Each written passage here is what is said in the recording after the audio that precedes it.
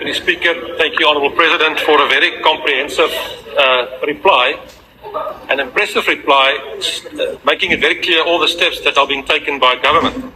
And if there's one thing that the Government of National Unity, I think, have in common is the commitment to economic growth. And a lot of things, the things that you mentioned this afternoon is in terms of Operation Vulindlela. And we accept that, and if I understand it correctly, it means to open the way, but the way is not open. There's a problem with the way, with all due respect.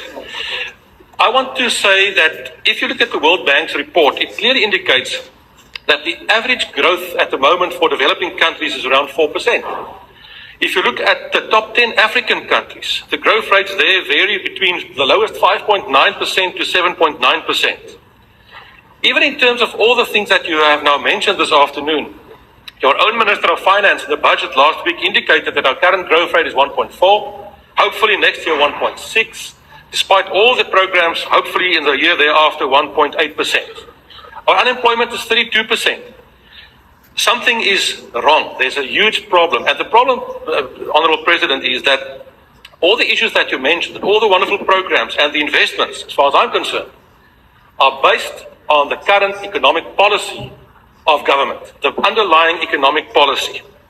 Now, that's why I asked the question specifically. Are you prepared to take the initiative and to take the necessary steps to amend, to develop an economic policy that can make possible real economic growth in South Africa? Because that's what we need. If we don't have real economic growth, none of the programs that you've mentioned will be successful, none of them will be implemented. But that real new economic policy, as far as I'm concerned, needs to take a different approach with regard to certain basic things that I don't know if you're prepared to do that with regard to black economic empowerment, with regard to equity, employment equity. Thank you, Honourable Mulder. Your time has expired. Expropriation without compensation. Are you prepared to do that? Thank you, sir. The President. I'm rather surprised and taken aback when I hear that policies of black economic empowerment militate against the growth of our economy.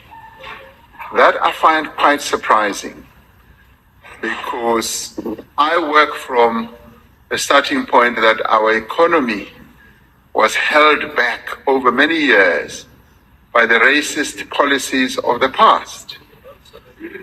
Those racist policies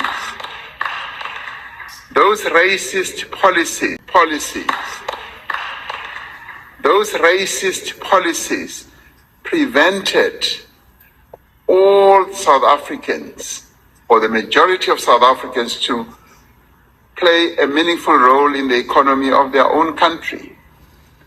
They were brought in, black people were brought in as hewers of wood and drawers of water. And they were just brought in as laborers. They were not even seen as consumers. They were not seen as active players in the economic landscape of our country. With democracy, what has now been happening, and what we seek to see happening, is the opening up of the economy, the broadening up of economic participation, which, if you observe, Honorable Dr. Mulder, you will actually see, and it's right in your face. You know, in apartheid South Africa, if you looked, for instance, at adverts for commodities, you would never see a black person being made to advertise either soap or milk or anything. Today, every advert you look at has got black people, because it's now been realized that it is black people who are the consumers, and they are economic players. Now, those who would want black people just to play the consumer role are truly mistaken. Black people must play a productive role as well. So I am really baffled. I'm baffled by people who still hanker for policies of the past. And to have you, sir, saying black economic empowerment is holding our economy back goes completely against even what the World Bank says. Now,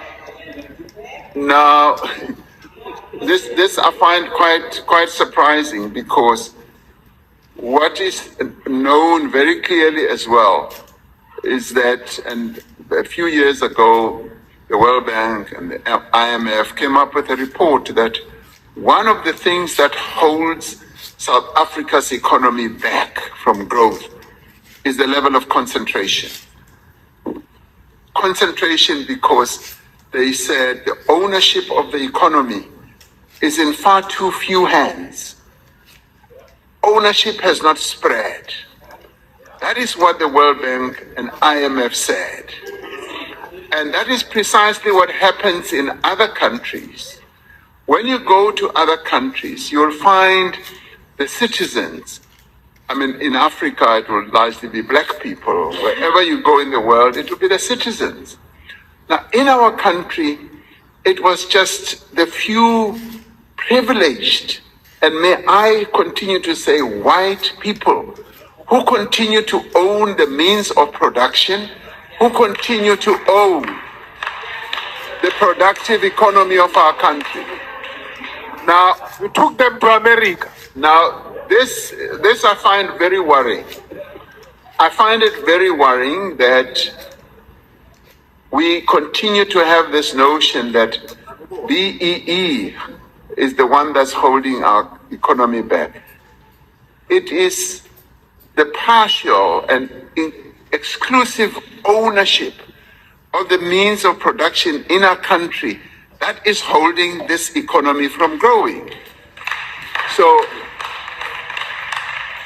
what we seek to do, as set out in the Equality Clause in our Constitution, to redress the imbalances of the past. If we accept that the ownership of our economy is imbalanced, the clause on equality in our Constitution seeks to undo that, to redress that.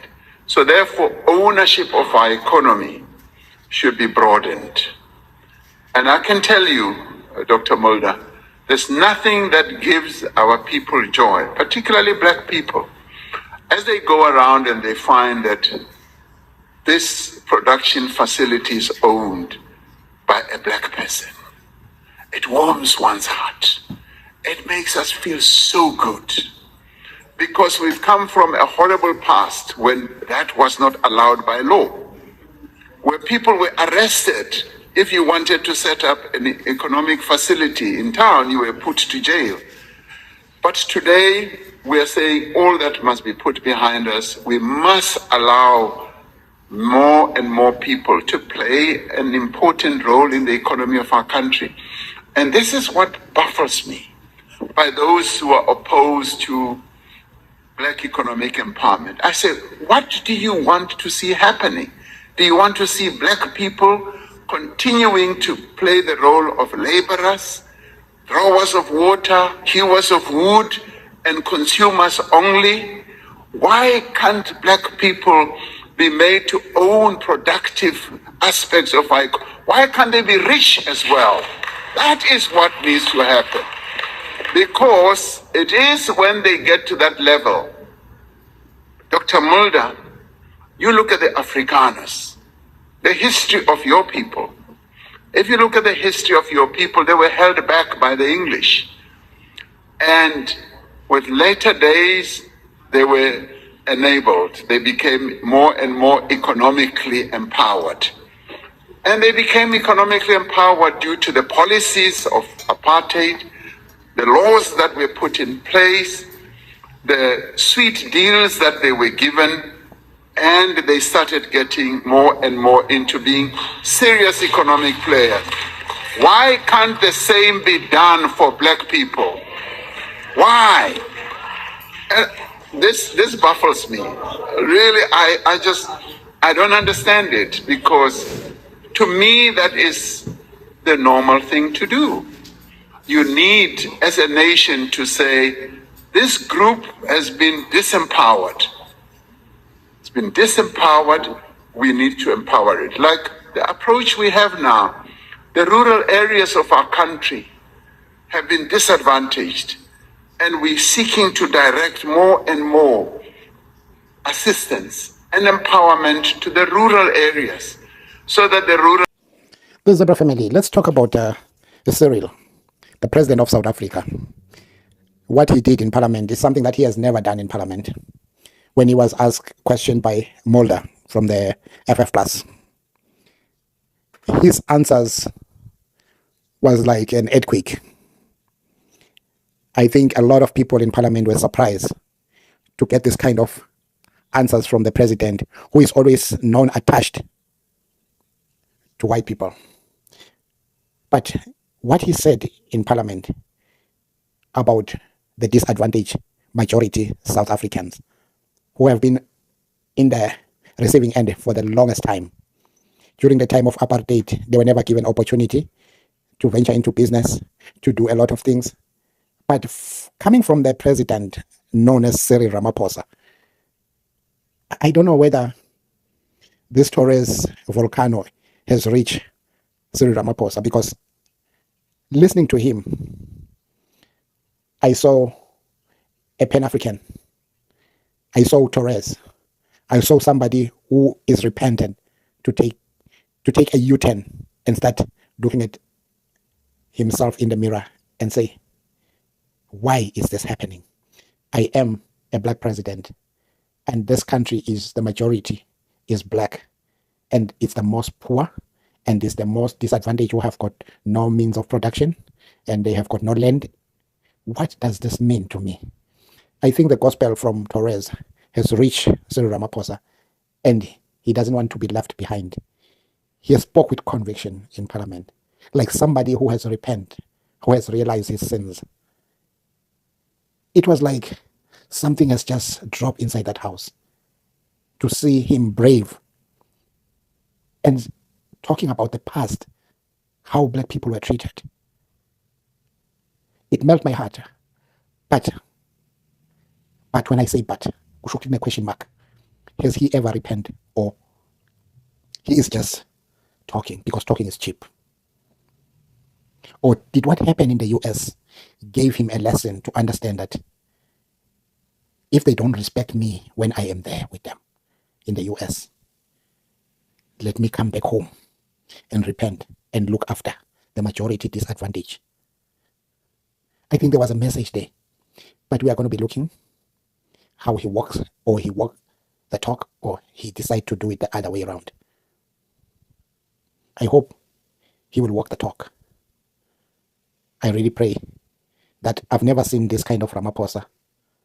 At some point, I had to scratch my head and say, who is this man speaking? Does he really mean what he's saying?